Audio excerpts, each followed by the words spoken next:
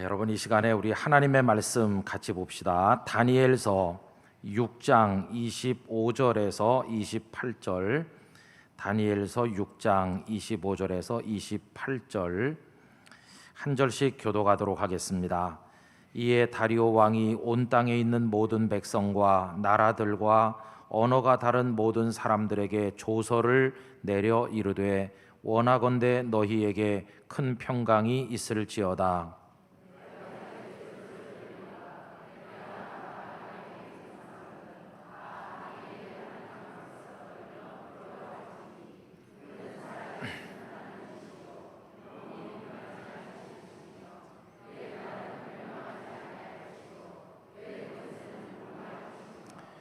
그는 구원도 하시며 건져내기도 하시며 하늘에서든지 땅에서든지 이적과 기사를 행하시는 이로써 다니엘을 구원하여 사자의 입에서 벗어나게 하셨음이라 하였더라. 이 다니엘이 다리오 왕의 시대와 바사 사람 고레스 왕의 시대에 형통하였더라. 아멘. 이 말씀이 우리 모두에게 은혜가 되기를 진심으로 기원합니다. 지금부터 약 2550여 년쯤 전에 어느 날 메대와 바사의 왕궁이 발칵 뒤집혔습니다. 변하지 못하도록 왕의 어인을 쾅 찍어서 발표했던 그 왕명을 정면으로 어긴 사람이 있다고 보고가 되었기 때문입니다. 가장 흥분한 사람은 120도에 이르는 거대 제국을 통치하고 있었던 다리오 왕이었습니다.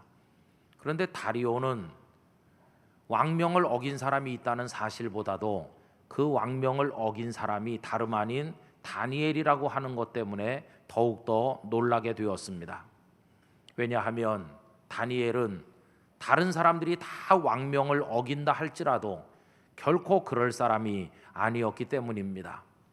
그 당시 다리오 밑에는 많은 관원들이 있는데 그 중에 최고로 높은 세 사람 총리들이 있었고 그 중에 한 사람이 다니엘이었습니다. 그 당시 메데바사 왕궁의 정세를 다니엘서 6장 1절과 2절이 이렇게 기록하고 있습니다. 다리오가 자기의 뜻대로 고관 120명을 세워 전국을 통치하게 하고 또 그들 위에 총리 셋을 두었으니 다니엘이 그 총리 그 중에 하나이라, 이렇게 되어 있습니다. 그런데 이런 다니엘이 왕명을 어기다니 어떻게 이럴 수가 있나, 이런 상황이 지금 벌어지게 된 것입니다. 그런데 여러분, 참 이상한 일이 있었습니다. 그것은 불같이 화를 내면서 그 다니엘을 당장 끌고 오너라 이렇게 명령을 해야 될 이 다리오 왕이 전혀 뜻밖의 반응을 보이고 있다는 것입니다. 그것은 다리오가 무척 마음 아파하고 있다는 것입니다. 왕명이 발표되고 나서 며칠 지나지 않았을 때 신하들이 몰려와서 다니엘이 왕명을 어겼으니 법대로 사자굴에 던지십시오 이렇게 요구를 하게 되었는데, 그때 이 다리오가 크게 근심을 하게 됩니다. 여러분, 이 이야기가 다니엘서 6장 13절 14절에 나와 있습니다. 그들이 왕 앞에서 말하여 이르되 왕이여, 사로잡혀온 유다 자손 중에 다니엘이 왕과 왕의 도장이 찍힌 금령을 존중하지 아니하고 하루 3번씩 기도하나이다 하니 왕이 이 말을 듣고 그로 말미암아 심히 근심하여 다니엘을 구원하려고 마음을 쓰며 그를 건져내려고 힘을 다하다가 해가 질 때에 이르렀더라, 이렇게 기록하고 있습니다. 여러분, 여기서 오늘 말씀의 이해를 위해서 그 다리오 왕과 그가 다스리던 메데 바사 제국에 대해서 이야기를 좀 해볼 필요가 있겠는데요. 우리 이야기는 그 나보폴라살이라는 사람으로부터 시작됩니다. 나보폴라살은 주전 626년에 신바벨론 제국을 세운 왕입니다. 성경에는 신바벨론 제국이라고 하지 않고 그냥 바벨론 이렇게만 나와 있습니다. 그런데 그 나라를 주전 605년에 물려받아서 주전 562년까지 무려 43년 동안이나 다스렸던 사람이 다름 아닌 느부갓네살 왕입니다. 여러분이 느부갓네살 때 바벨론은 황금기를 맞이했고 그 영토가 저 아프리카로부터 인도 땅에 이르기까지 거대한 제국을 건설하게 되었습니다. 이 바벨론은 영원할 것처럼 보였는데 이게 웬일입니까? 느부갓네살 이후 겨우 4대 만에 급속하게 쇠약해지다가 나보니두스 왕에 와서 결국 메대와 파사 연합군에 의하여 맥없이 무너져 내리게 되었습니다. 그런데 성경에는 그 마지막 왕 나보니두스의 이름이 등장하는 대신에 벨사살이라는 왕의 이름이 등장하지요. 그런데 이 벨사살이라는 이름은 일반 역사에는 등장하지를 않았습니다. 그러다 보니까 많은 사람들이 성경의 기록을 믿을 수 없다고 비판을 하기도 했습니다. 그런데 세월이 많이 흘러서 19세기에 왔을 때 고고학이 급속하게 발전하면서 많은 고고학자들에 의해서 이 벨사살이 실존 인물이고 나보니두스 왕의 맏아들이라고 하는 사실이 밝혀지게 됩니다. 알고 보니 나보니두스는 17년 동안을 왕위에 있었는데 그 중에 10년을 큰아들인 벨사살에게 나라를 맡기고 자신은 저 남쪽 아라비아에 가서 머물렀다는 사실이 고고학적 증거로 다 발견이 된 것입니다. 그러므로 이 바벨론 제국이 무너질 때 실제로 그 나라를 통치했던 사람은 다니엘서 5장에 기록된 벨사살 왕이었다고 할 수 있는데 그 5장 30절 31절에 보면 어떻게 벨사살 때 나라가 무너지고 메대 바사의 제국이 열렸는지를 우리들에게 보여주고 있습니다. 그날 밤에 갈대아 왕 벨사살이 죽임을 당하였고 메대 사람 다리오가 나라를 얻었는데 그때의 다리오는 62세였더라 하고 기록하고 있죠. 이때가 주전 539년 10월 12일이라고 당시 역사가들이 밝혀놓고 있습니다. 여러분, 바벨론은 거대한 제국이었습니다. 그 수도 성만 해도 어느 정도 규모가 웅장했는지 성벽의 높이가 14m에 이르렀고 그리고 이중으로 된 성벽을 가지고 있었는데 그 성벽 하나가 두께가 8m에 달할 정도의 굉장한 성벽이 이중으로 둘러쳐 있었습니다. 성벽의 길이는 본 성벽의 길이만 8km에 보조 성벽까지 27km를 추가로 쌓았을 만큼 대단한 위세였습니다. 그 성이 무너지리라고는 아무도 생각하지 않았건만 이 메대와 파사 연합군은 바벨론의 수도를 무너뜨리고 그 나라가 다리오의 손에 넘어오게 된 것이죠. 바로 오늘 본문이 이때 이 상황을 보여주고 있습니다. 그럼 여러분, 이 다리오 왕이 자신의 도장을 찍어서 누구도 변하지 못하게 하는 왕명을 선포했다고 하는데 그 명령의 내용이 무엇이었을까요? 이때 정세는 이렇습니다. 천하 120도나 되는 거대한 나라를 각기 120명의 고위 관료를 세워서 통치하면서 이 다리오는 그들 위에 3명의 총리를 세우게 되었습니다. 그리고 가만히 보니 그 중에 발군의 인재는 다니엘이라는 것을 알게 됩니다. 그래서 3명의 총리가 다스리는 제도를 폐지하고 한 사람 다니엘로 하여금 온 나라를 다 다스리게 하자, 이게 다리오의 생각이었습니다. 왕의 마음을 눈치챈 나머지 2사람의 총리들과 신하들은 눈의 가시와도 같은 다니엘을 제거하기 위해서 음모를 꾸미게 되는 것이죠. 더구나 이 다니엘은 그 출신이 포로에서 온 사람 아닙니까? 포로 출신 아닙니까? 그런데 저런 사람을 왕이 총애하다니 다니엘을 제거해야 된다. 그래서 그에게 무슨 문제가 없는지를 샅샅이 뒷조사를 하게 됩니다. 여러분, 이때 그 상황이 다니엘서 6장 3절 4절에 나와 있는데 다 같이 읽어보실까요? 다니엘은 마음이 민첩하여 총리들과 고관들 위에 뛰어남으로 왕이 그를 세워 전국을 다스리게 하고자 한지라.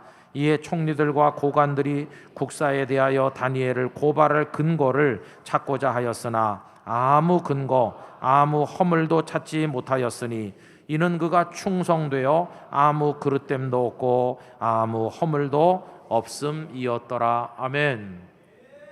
그는 아주 깨끗하고 공명정대한 청백리처럼 왕을 위해 충성을 다했기에 아무 고발할 만한 흠을 찾아낼 수가 없게 됐습니다. 그러자 이제 그들이 마지막으로 꾸민 음모는 다니엘의 신앙을 이용하기로 한 것입니다. 그래서 그들은 다리오 왕을 설득하기 시작했습니다. 앞에서도 말씀드린 것처럼 다리오는 당대 영웅이라고 할 수 있는데 영웅에게 늘 따라다니는 약점이 있지요. 그것은 어리석다는 것입니다. 여러분, 영웅이 어떻게 어리석을 수 있을까요? 그 어리석음은 자신이 대단한 업적을 이루었다고 하는 그 교만에서부터 어리석음이 흘러나올 때가 많지 않습니까? 다리오도 예외가 아니었습니다. 이 간교한 신하들이 가서 엎드려서 말했습니다. 왕이시여, 당신은 천하의 주인입니다. 당신은 우리와 같은 사람이라고 할 수 없고 신이십니다. 그러니 앞으로 30일 동안 온 백성들로 하여금 어떤 신에게 기도하지 말고 오직 왕 당신에게만 기도하도록 하십시오. 만약에 어기는 자가 있으면 사자굴에 던져 넣는다고 금령을 발표하십시오. 자신을 왕이 아닌 신처럼 추앙하겠다고 하는 그들의 말에 이 교만으로 인해 눈이 어두워진 어리석은 다리오가 홀랑 속아서 넘어가게 된 것입니다. 자신의 어인을 찍어서 그들이 아뢰는 대로 말도 안 되는 어리석은 법을 천하에 공표하게 되었던 것이었습니다. 여러분, 그 대목이 다니엘서 6장 6절 이하에 쭉 나와 있죠. 이에 총리들과 고관들이 모여 왕에게 나아가서 그에게 말하되 다리오 왕이여 만수무강하옵소서. 나라의 모든 총리와 지사와 총독과 법관과 관원이 의논하고 왕에게 한 법률을 세우며 한 금령을 정하실 것을 구하나이다. 왕이여, 그것은 곧 이제부터 30일 동안에 누구든지 왕 외에 어떤 신에게나 사람에게 무엇을 구하면 사자굴에 던져넣기로 한 것이니이다. 그런즉 왕이여, 원하건대 금령을 세우시고 그 조서에 왕의 도장을 찍어 메대와 바사에 고치지 아니하는 규례를 따라 그것을 다시 고치지 못하게 하옵소서 하매, 이에 다리오 왕이 조서에 왕의 도장을 찍어 금령을 내니라. 이렇게 돼 있죠. 여러분, 그 신하들의 간교한 아부 속에 그 숨겨져 있는 비수를 발견하지 못한 채 이 어리석은 다리오는 그런 법을 공표하게 된 것이었습니다. 그리고 이들의 그 꾸민 계획대로 진행이 돼서 다니엘은 그 법에 걸려들게 되었고 몰려와서 이제 다니엘을 사자굴에 넣으라고 요구하게 된 것입니다. 자, 그럼 여러분, 다니엘은 왜 그 법을 어기게 된 것일까요? 우리가 생각할 때 그렇게 하면 안 될 것 같습니다. 첫째, 왕에 충실한 신하가 왕명을 어긴다는 게 그게 합당하지 않은 것 같죠. 두 번째로, 지금 왕 다음 가는 자리에 앉아서 온 천하를 다스릴 판인데 그 귀한 성공을 다 헌신짝처럼 버리고 사자의 밥이 된다고 하는 건 너무도 어리석어 보이지 않습니까? 일반적인 상식으로 보면 다니엘은 왕명을 어기지 않았어야 될 텐데 다니엘은 그 법을 정면으로 위배하게 된 것이었습니다. 여러분, 그가 왕명을 어떻게 어겼는지 그 모습이 다니엘 6장 10절에 나와 있는데 우리 다 같이 읽어보도록 하겠습니다. 다니엘이 이 조서에 왕의 도장이 찍힌 것을 알고도 자기 집에 돌아가서는 윗방에 올라가 예루살렘으로 향한 창문을 열고 전에 하던 대로 하루 3번씩 무릎을 꿇고 기도하며 그의 하나님께 감사하였더라. 아멘.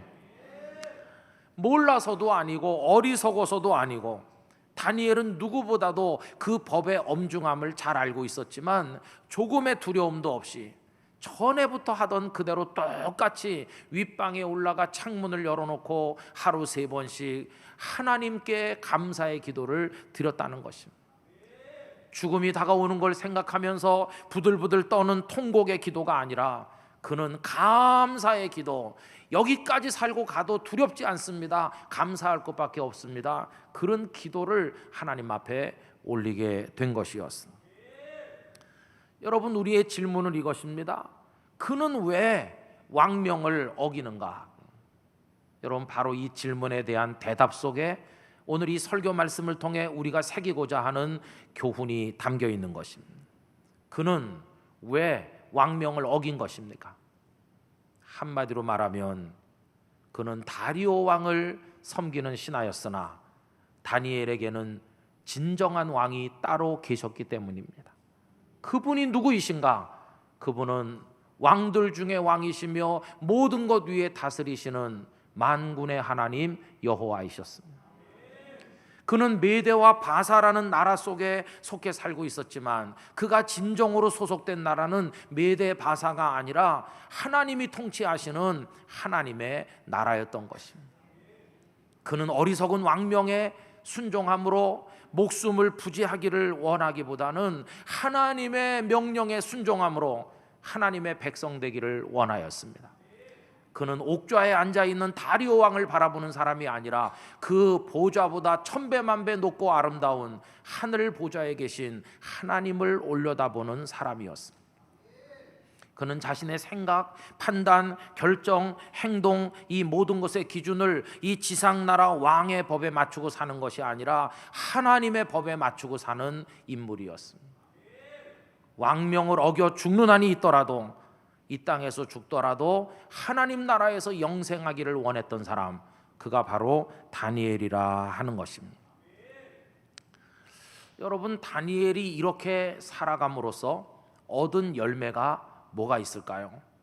우선 첫째는 그가 그렇게 함으로 뜻밖에도 이 지상 나라의 제왕인 다리오로 하여금 하나님이 참 신이며 참 왕이시라는 사실을 깨닫도록 만드는 열매를 거두었다는 것입니다. 여러분, 신하들이 몰려와서 다니엘을 사자굴에 넣으라고 하니까 이 다리오가 큰 충격을 받았습니다. 그러면서 아까 읽은 말씀 그대로 그가 근심했다고 그러지 않았습니까? 14절을 다시 읽어보면 왕이 이 말을 듣고 그로 말미암아 심히 근심하여 다니엘을 구원하려고 마음을 쓰며 그를 건져내려고 힘을 다하다가 해가 질 때에 이르렀더라. 신하들이 아침나절에 몰려왔다면 지금 해질 때까지 이 왕은 번뇌하면서 어떻게 다니엘을 건지는 방법이 없을까? 여러분이 얼마나 우스꽝스럽습니까? 법을 공표한 사람이 자기 자신인데 일단 공표된 왕명을 거둘 수 없다는 것에 따라서 어쩔 수 없이 수렁에 빠진 이 왕을 보게 됩니다.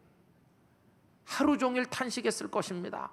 내가 신은 무슨 신, 내가 무슨 대단한 존재라고, 나는 아부에 홀랑 넘어가는 어리석은 인간에 불과하고 내가 그렇게 아끼는 신하를 사자의 밥으로 내줘야 되는 이 한심한 인간이 무슨 대단한 존재라고, 아이고 이렇게 못났을 수가 있나, 자기 자신의 연약함과 어리석음에 하루 종일 한탄하고 있는 이 다리오를 여러분 생각해 보십시오.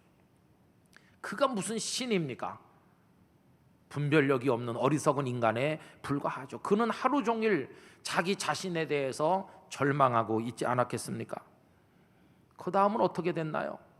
저녁 때까지 신하들이 졸랐을 것이고 그는 어쩔 수 없이 그 아끼고 아끼는 다니엘을 사자굴에 넣을 수밖에 없었죠. 그래서 16절 말씀, 이에 왕이 명령함에 다니엘을 끌어다가 사자굴에 던져 넣는지라. 가슴이 찢어졌겠죠.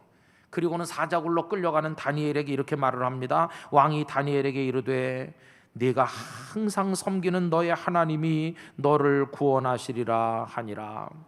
아마 안아줬는지 몰라요. 눈물을 흘렸을 겁니다. 다니엘, 이 못난 왕을 용서하게, 나는 자네를 건지길 원하는데 자네도 알지 않는가 이 상황을. 그래서 어쩔 수 없이 사자굴에 넣을 수밖에 없는 이 무능한 왕을 용서해 주게. 그러면서 나는 자네를 건질 수 없지만 자네가 항상 섬기는 그 하나님께서 자네를 구원해 주시기를 내가 바라보겠네. 자네의 하나님밖에는 희망이 없어. 이 무지한 왕의 마음속에 다니엘의 하나님을 기대하는 마음이 생겨나기 시작한 것입니다.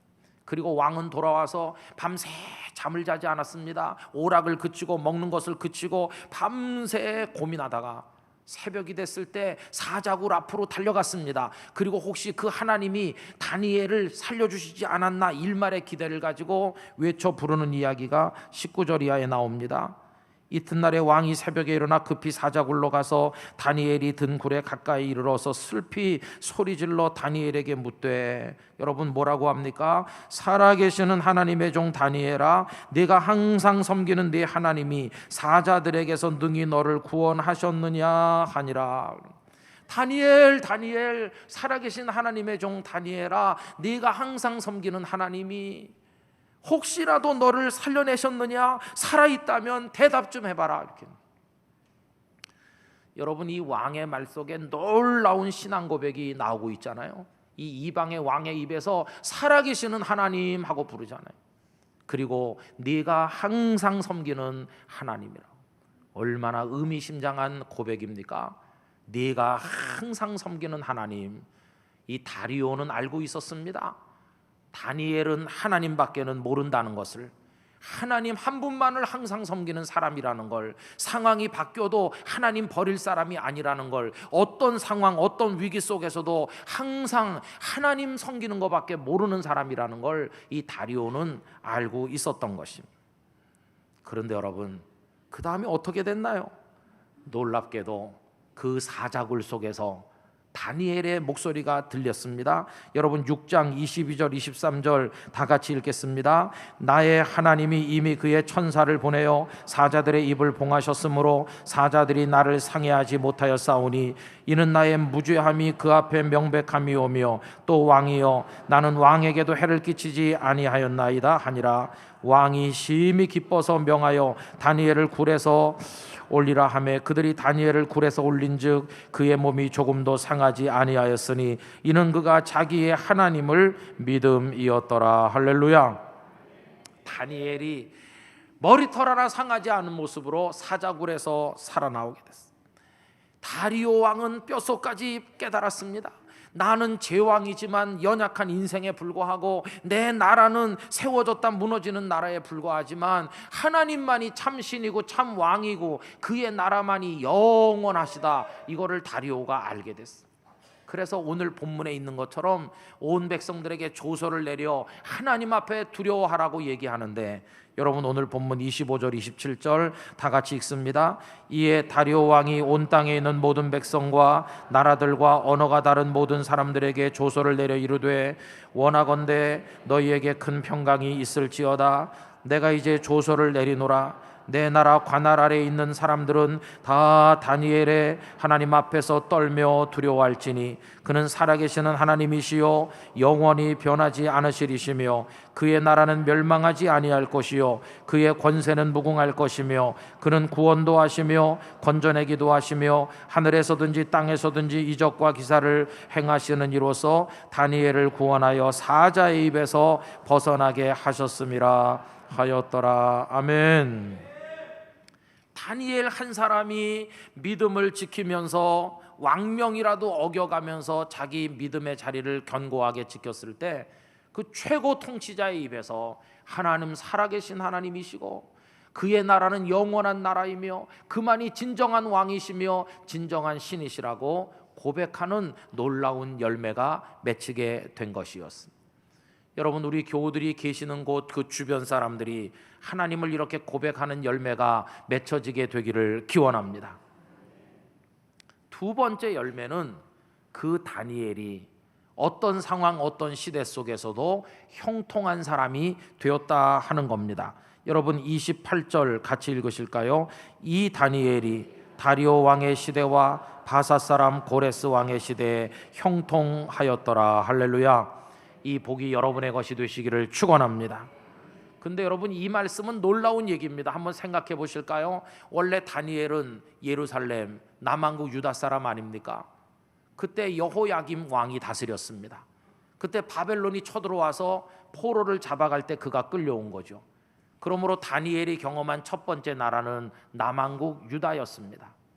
그리고 그는 포로로 바벨론에 왔으므로 바벨론이라는 나라가 그가 살아본 두 번째 나라였습니다. 그러다가 바벨론이 아까 말씀드린 것처럼 메대와 바사에게 무너지고 다리오의 통치가 들어서니 그는 메대와 바사라는 세 번째 나라에서 살게 됐습니다. 그러다가 세월이 더 지난 다음에 이 다리오 왕은 그 권력을 조카인 고레스에게 넘겨주게 됩니다. 다리오는 고레스의 외삼촌이었습니다. 고레스가 등극한 이후에 메디아와 바사 이 페르시아를 하나로 통합해서 역사 속에 페르시아 제국이라고 하는 바사 제국이 등장하지 않습니까? 그리고 다니엘은 페르시아 제국에서도 살게 되었습니다.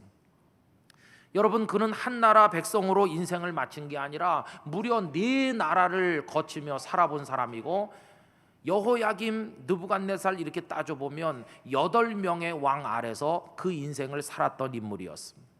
그런데 여러분, 나라가 무너지고 새 나라가 등장하고 그 나라가 쇠하고 또 다른 제국이 건설되는 역사의 소용돌이 한복판에서도 왕이 바뀌고 새 왕이 등장하는 이런 격변의 한복판에 그가 서 있었지만 그는 같이 몰락하거나 같이 멸망하지 않고 어떤 나라 아래서도 어떤 왕 아래서도 그는 형통하였다, 이렇게 말씀하고 있습니다. 제국이 바뀌고 나라가 바뀌어 왕들이 다 바뀌어도 그의 인생은 태산같이 서서 형통하였다. 할렐루야. 이 얼마나 놀랍습니다. 여러분, 나라가 무너지면요, 그 나라 충성했던 사람들은 다 몰락해서 죽지 않습니까? 왕이 바뀌면 그 다음 왕에 의해서 그 이전의 권력자들은 다 떨어져 나가는 거 아닙니까? 그러나 다니엘은 나라가 바뀌어도 왕이 바뀌어도 여전히 그는 가장 존귀한 사람으로 사람들에게 존경받고 총애를 입었던 것을 우리가 본다고 하는 것입니다. 어떻게 이럴 수 있었을까요? 여러분, 그 비결은 그 나라들이 그를 위해 주었으나, 그 왕들이 그를 총애해 주었으나 그는 그 수렁에 빠지지 않고 한 걸음 물러서 있었기 때문이었습니다. 느부갓네살이 그렇게 그를 아꼈으나 그는 느부갓네살이라는 수렁에 빠지지 않았습니다.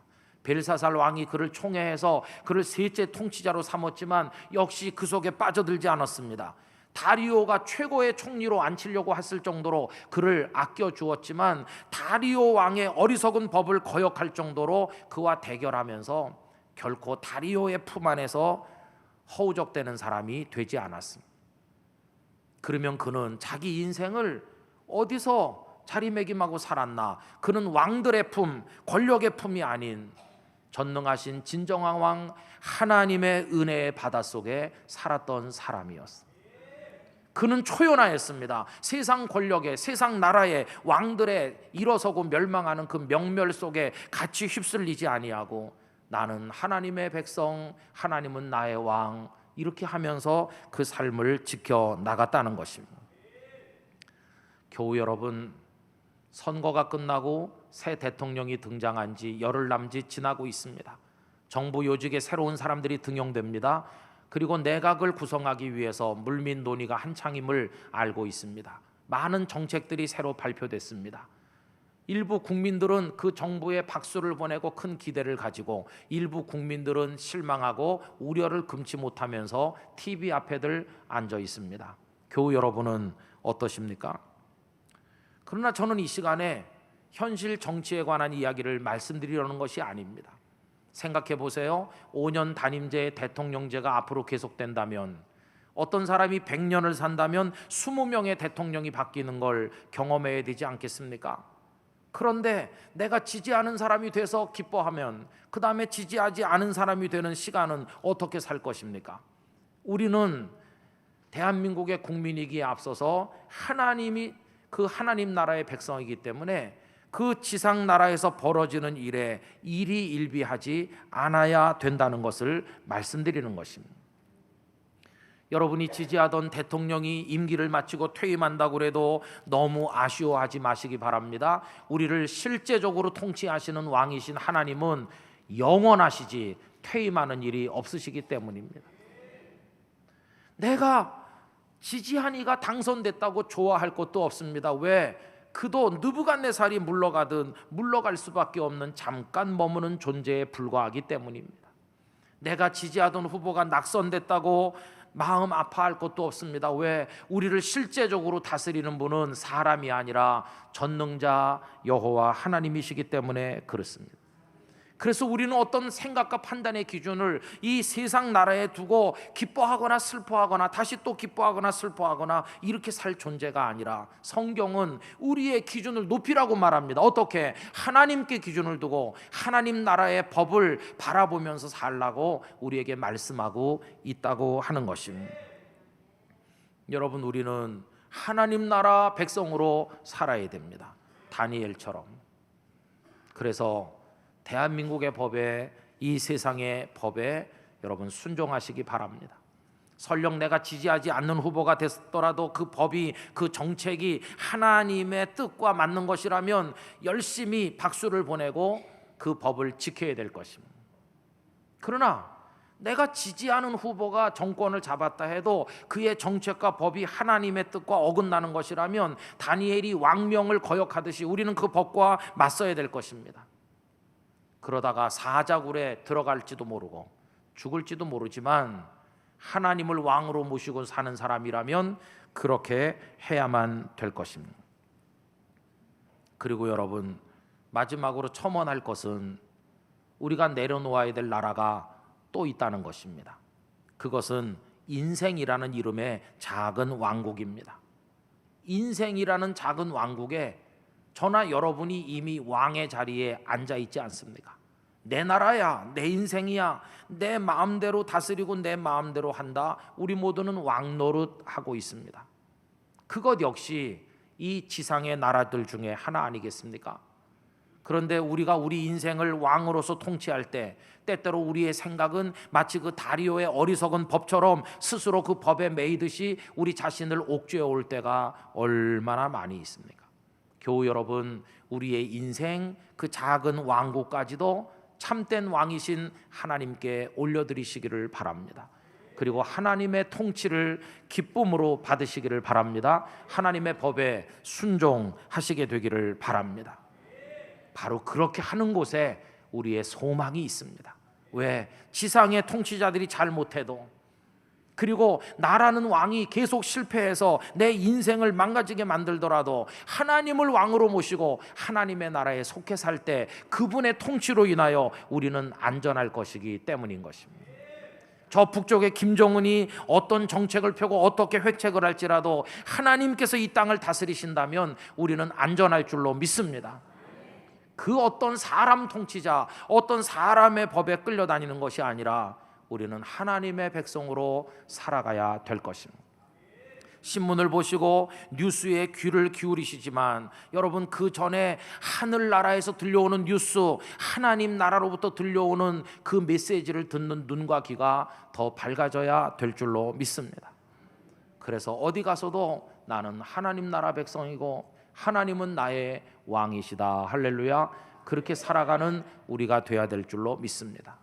그렇게 할 때 사람은 일어났다 쓰러지고 일어났다 쓰러지고 나라들은 세워졌다 멸망하는 역사를 반복했지만 그 와중에도 다니엘은 든든히 서서 형통했던 것처럼 우리의 생애가 그럴 것이며 우리의 삶 전체가 하나님이 붙드시는 축복의 삶이 될 줄로 믿습니다.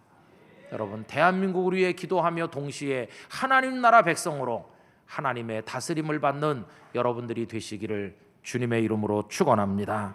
다 같이 기도하겠습니다.